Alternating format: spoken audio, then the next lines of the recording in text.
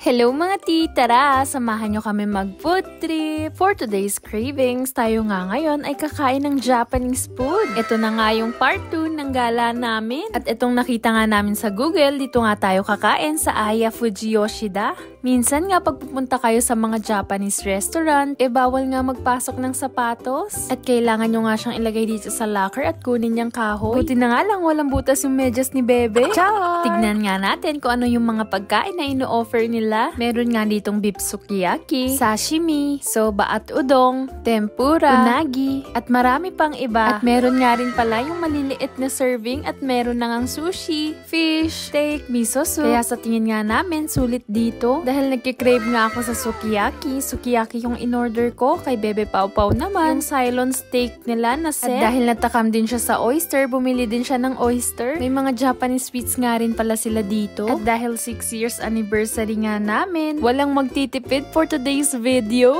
Char! At dahil sagot na nga ni Bebe yung staycation namin, ako na magbabayad, ako na to. Char!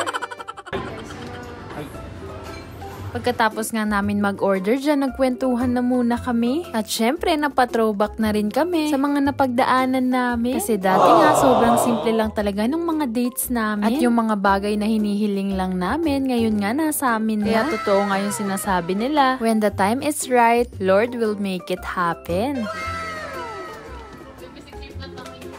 Mabilis nga lang palang dumating yung order namin. At grabe nga, tignan nyo naman kung gaano kadami. Akala nyo nga maliliit lang yung serving yan dahil ang daming plato. Pero pag kinain mo na nga, naku, sobrang mabubusog ka talaga. Magluluto. Ay, ikaw din magluluto-lutoan. So guys, ito yung in-order ko, beef sukiyaki. Tapos yung kay Paulo naman is... Uy, talaga naman. Ang dami. Uy, milit. Guys, tignan nyo naman kung gaano kaganda yung wagyu. Wow! Village of plan. Para malinaw. Steak na. Masunog na. Lutoan ka daw muna. Luto-lutoan. Ganun pa lang. Tinitrain kita kasi hindi ka marunong magluto. Charot. Excuse me.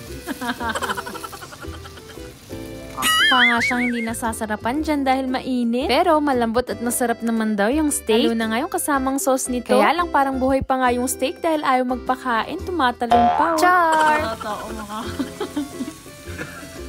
Sobrang excited na nga ako matikman tong beef sukiyaki. Kaya lang ang tagal ng kumulo. Tara, isunitabe masyo. Sarap!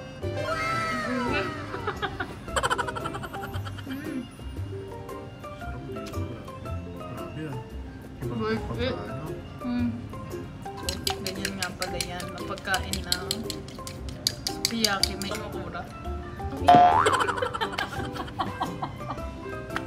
Ito nga pala yung sinasabi ni Bebe Pau Pau na leche plan. Chawamushi nga pala yung tawag dito sa Japan nito. Pero hindi nga ito matamis, savory yung lasa niya. At makakatikim ka nga nito sa mga Japanese restaurant. At nasarapan nga rin pala ako sa miso soup nila. Hindi nga ako mahilig dito, pero ito ang sarap. Miso soup nila.